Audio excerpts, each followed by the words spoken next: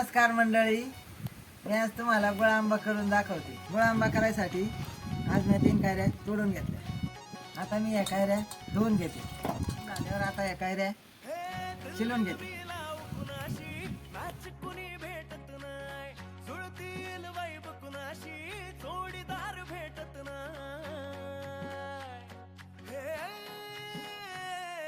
आता कैऱ्या किसून घेते।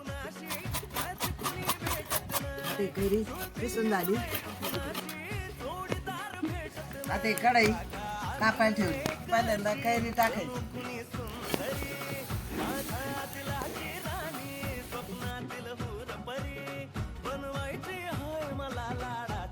दोन चमचे साखर टाकली।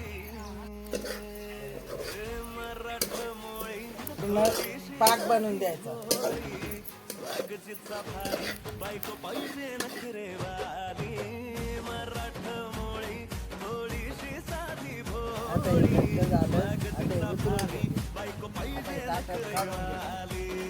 आता हे अर्धा तास गार होऊन द्यायचं।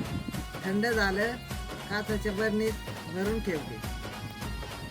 वर खाल्लं तरी चालत। हे लहान मुलांना चपाती सोबत खायला द्यायचं। हिराबाईच्या व्हिडिओला लाईक करायचं। हिराबाईच्या व्हिडिओला सबस्क्राईब करा।